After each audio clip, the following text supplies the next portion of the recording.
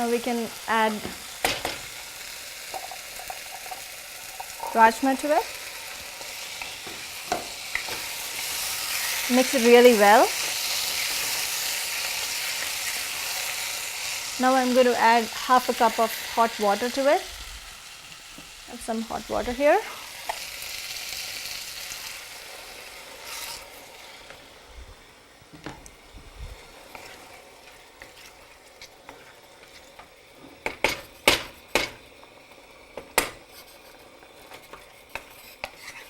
And we forgot to add salt to it. Now I'm going to add salt now.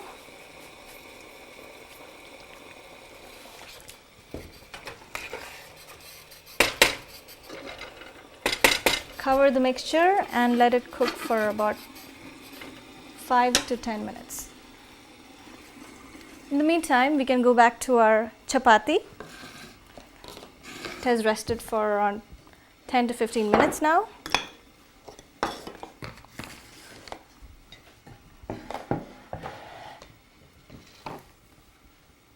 Take off the towel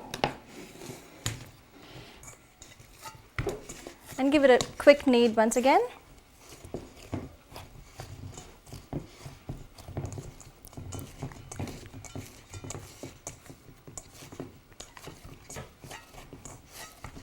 It's a very soft dough.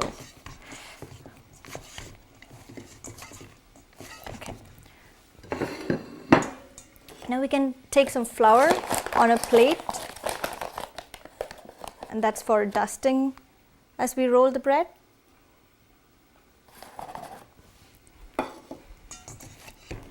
Now I'm going to divide this into small balls.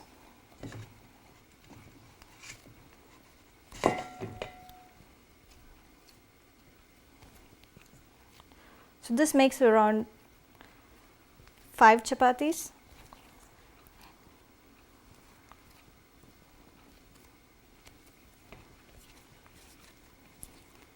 And make it a ball with no creases at all.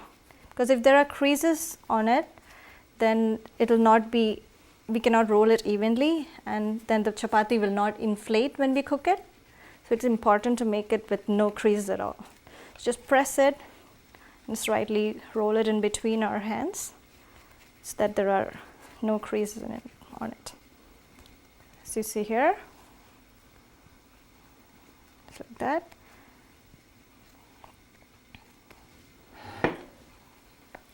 Now I'm going to dip it in the flour. I'm going to roll it out to a round. Practice makes perfect serves chapati well, because the more number of times you make it, the more perfect your chapatis will be.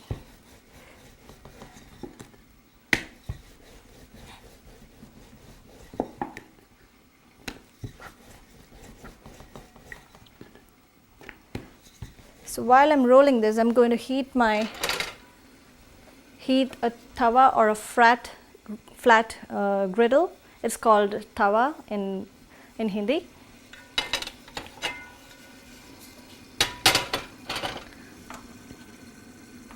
To make sure it's hot before we cook it. Now can finish rolling the rest of the chapatis. So when it starts sticking like this, you can dust it with some more flour and continue rolling it.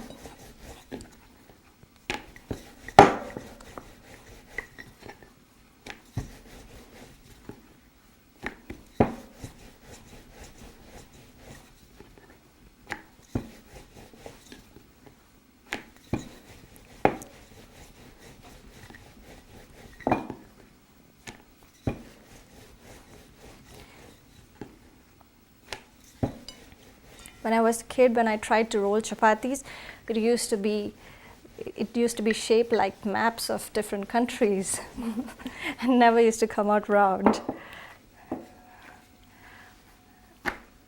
Now we'll roll one more out before the tawa gets hot.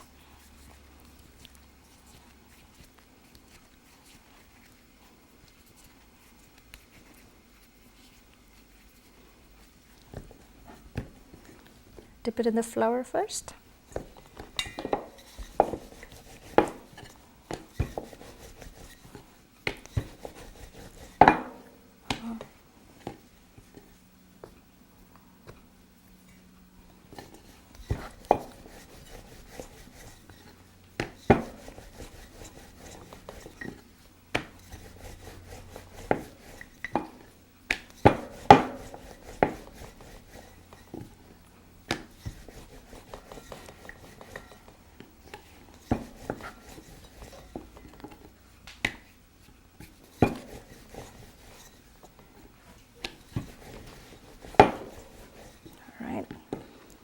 Now our Rajma has been cooking in the meantime. We can just check it and give it a mix.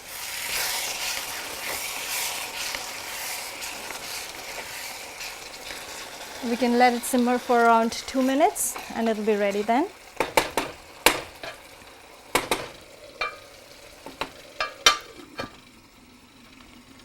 I'm just going to transfer this to the other coil while it's simmering. Easier for me to cook the chapatis.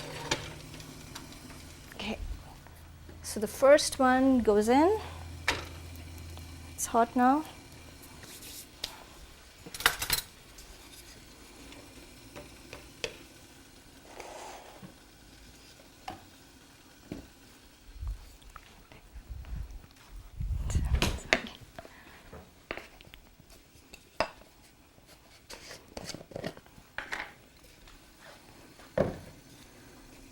Now cook this for a few seconds and then flip it over.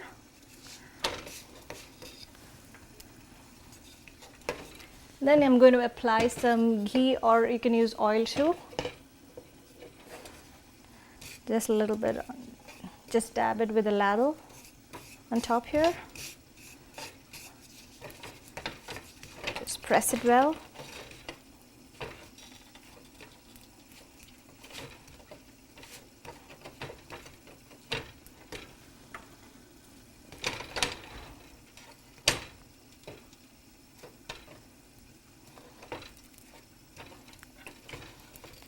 When you press it down,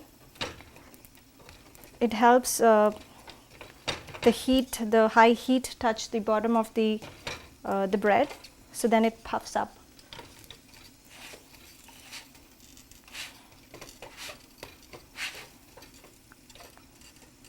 So it'll start puffing up. We can turn it to the other side, and similarly we can add a little bit of oil or ghee to it. As it starts puffing up,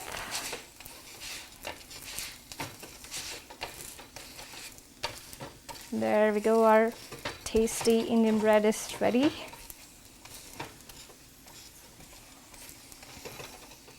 And we can take it onto a plate.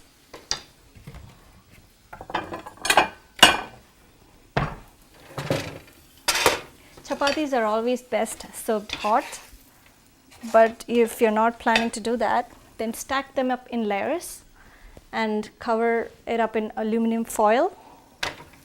Otherwise they'll become hard later on. I'll show you how to make one more. So cook the bottom side for a few seconds.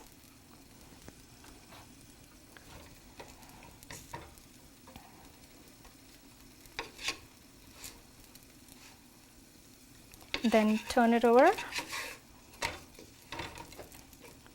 Now add a little bit of ghee or oil to it.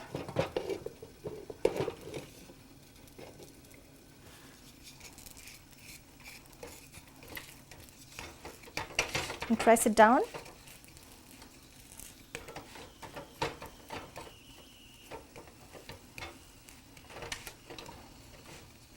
Flip it over again.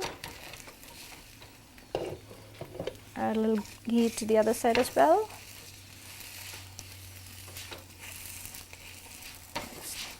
The more you press it down, the more it starts puffing up.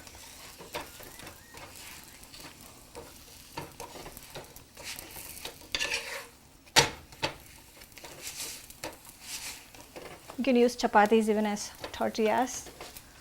and stuff them with whatever you like. There we go. Now I'm going to transfer our Rajmah, which is ready. Our delicious Rajmah curry is ready now. It smells so good. I'm going to transfer it into a bowl.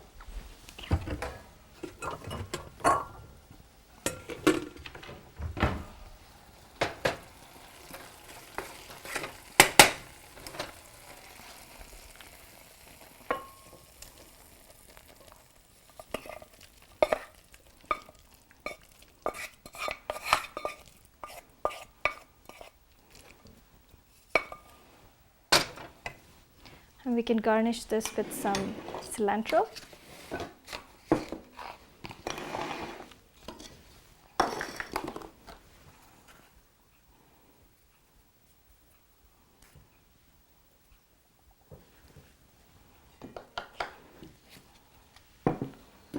This is one of the healthiest meals that you can make because this is made of whole wheat bread flour, so it's whole wheat, and this is proteins, fiber and vitamins, so it's perfect for that. And thank you for joining me on Indian Cooking with Vinu, and see you again next time with more wonderful dishes from India. Thank you. And before we go, let's take a quick look at the ingredients again.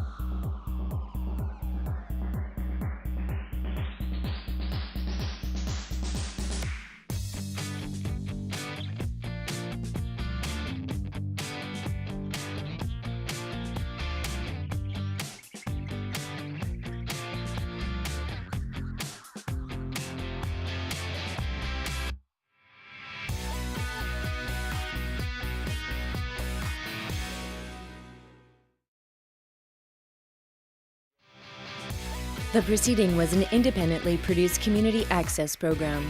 The viewpoints expressed are those of the community access producer and do not reflect those of Shaw Cable Systems. The program is presented in response to CRTC policy guidelines regulating community programming.